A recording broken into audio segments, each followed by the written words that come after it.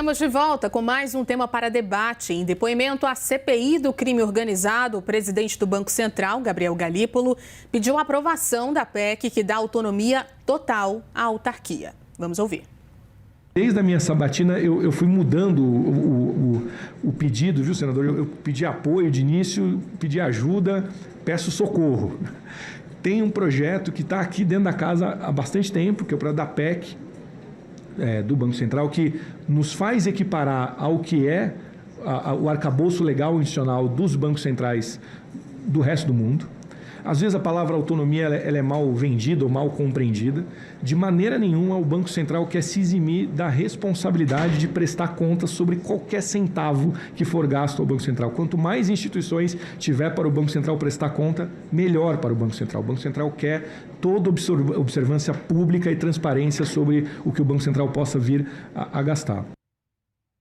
Vamos voltar ao debate. A PEC defendida por Galípolo, vamos lembrar, não é o único texto sobre esse tema no Congresso. O deputado Pedro Czai, líder do PT na Câmara, apresentou uma resposta, um projeto de lei complementar que vincula o Banco Central ao Ministério da Fazenda. Líder Tarcísio Mota, autonomia total pode proteger ou não a credibilidade do Banco Central? Vamos lembrar do contexto, né? Agora, a crise, o escândalo do Banco Master, que envolve várias instituições, Banco Central também. Então, a pergunta que você faz tem um elemento importante. A autonomia do Banco Central evitou que o caso Master existisse? Não. Porque, na verdade, essa ideia de autonomia, de um Banco Central técnico e fora da realidade política do Brasil, não existe. Ela é uma farsa. E não existe em lugar nenhum do mundo. Porque, na verdade, um Banco Central que se diz autônomo vira sindicato dos próprios bancos, vira sindicato dos banqueiros, vira, na verdade, um alvo de pressões políticas econômicas para que a política monetária sirva a um determinado princípio. E a política monetária, ela deve estar servindo a lógica política que foi eleita nas eleições, independente de quem é que ganha a eleição, e deve ter controle social e democrático sobre isso também. Porque política monetária tem relação com inflação, com geração de emprego e renda, com mobilização da economia. E esse é o elemento central. O que causa o Banco Master não é a autonomia do Banco Central, mas a autonomia não o evitou. O que o Galípolo agora quer, que aí está se utilizando o termo de novo de autonomia financeira, é um Banco Central mais estruturado. Isso não teria problema do nosso ponto de vista. O problema é que o debate, aí eu concordo com o Pedro Czai, de que o Banco Central tem que estar submetido a uma lógica política monetária para que o Banco Central não vire um sabotador das políticas econômicas do governo federal, que ganhou a eleição e tem legitimidade para isso, enquanto, na verdade, defende os interesses dos grandes bancos, do grande capital financeiro. Há um esforço tremendo da base do governo do qual eu faço parte, para que a gente possa ter uma política monetária coerente com a política econômica. Não dá para a gente poder ter a taxa de juros do jeito que está tendo agora. E ela é feita com base em quê? Que elementos técnicos? Não, para continuar que a sanha do mercado financeiro continue. Hoje nós aprovamos uma PEC do Sistema Único de Assistência Social. O dinheiro necessário para essa PEC ter um impacto financeiro por 16 anos seria coberto com menos 1 ponto percentual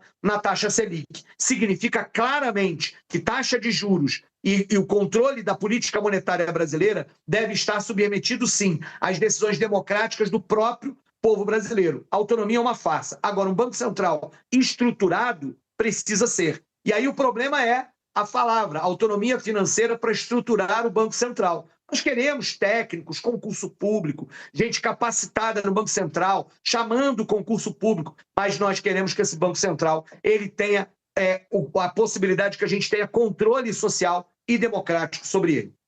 Deputado Sóstenes, concorda? A autonomia total protege ou não o Banco Central e a credibilidade do BC? Lógico que a autonomia total é tudo que a esquerda não quer. Eles não querem autonomia para o trabalhador. Tive que ouvir no bloco anterior, inclusive, que CLT, direitos da CLT, como o Fundo de Garantia e férias, é um direito da esquerda. Eu não sabia que Getúlio Vargas virou esquerdista, porque quem fez a CLT é Getúlio Vargas. Eu não sabia que ele era de esquerda, pelo menos eu não leio isso, que ele nunca foi um esquerdista. Mas tudo bem. Eles não gostam da autonomia do trabalhador, eles não gostam da autonomia do Banco Central. Ficou claro na fala do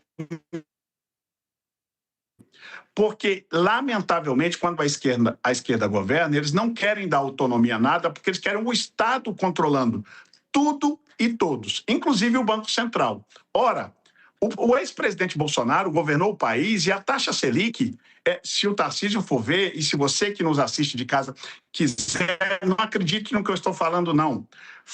Dê um Google aí, ou vá no chat GPT, faça alguma pesquisa você, quanto era a taxa Selic no governo Bolsonaro. Mas o que aconteceu? Aí veio o governo da esquerda. 40 ministérios, a Janja Esbanja, viajando o mundo inteiro com o dinheiro dos brasileiros, gastando o nosso dinheiro. E aí o que acontece? Tem que aumentar a taxa de juros para não vir a inflação, porque isso é macroeconomia.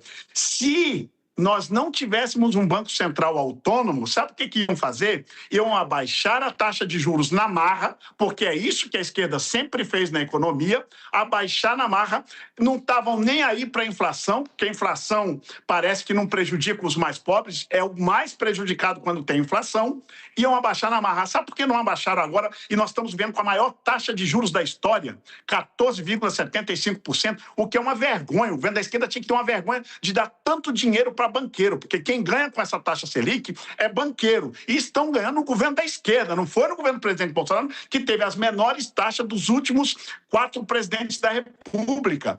Essa taxa só está assim porque não tem responsabilidade com as contas públicas, gastam mal, são irresponsáveis. E aí não basta só gastar mal, eles não querem a autonomia de um Banco Central para impor ao mercado as suas taxas de juros, trazendo de volta a inflação, criando inestabilidade a longo prazo na economia, o que sempre foi uma praxe da esquerda governando. É só lembrar de como deixou a economia brasileira no governo da ex-presidente Dilma Rousseff. Um desastre econômico.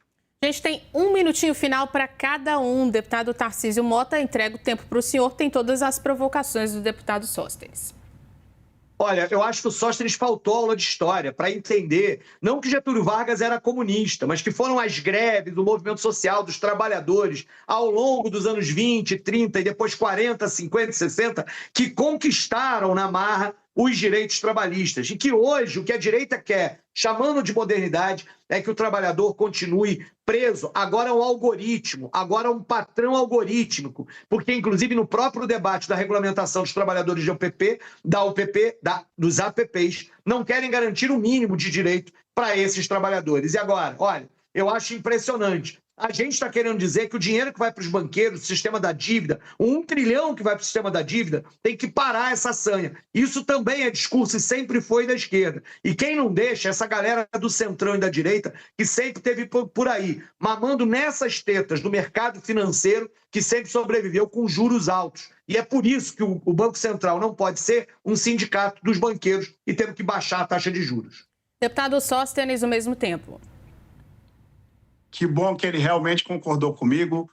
Ele nunca foi esquerdista, Getúlio Vargas. Para terminar, agradecer a vocês a oportunidade, a todos que estão aí nos assistindo até agora, agradecer meu colega Tarcísio pelo respeito, pelo bom debate, pelo bom nível, que eu tenho um carinho e respeito, mesmo nos campos divergentes, a gente sempre se trata assim. Agradecer a vocês da CNN e dizer o seguinte: nunca banqueiro perdeu tanto dinheiro como no governo Bolsonaro. Quem criou o PIX e tirou 60 bilhões de banqueiro foi o governo Bolsonaro.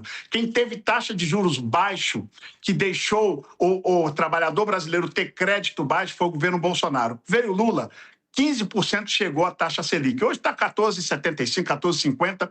É um absurdo o que está acontecendo. E esse 1 trilhão que o meu colega acabou de dizer, quem paga essa conta sou eu, você, ele, que pagamos os nossos impostos, e no governo da esquerda. Porque no governo Bolsonaro nós não pagamos esse tanto de juros porque a taxa Selic era muito mais baixa. Ai, que saudade do Bolsonaro. Muito obrigado.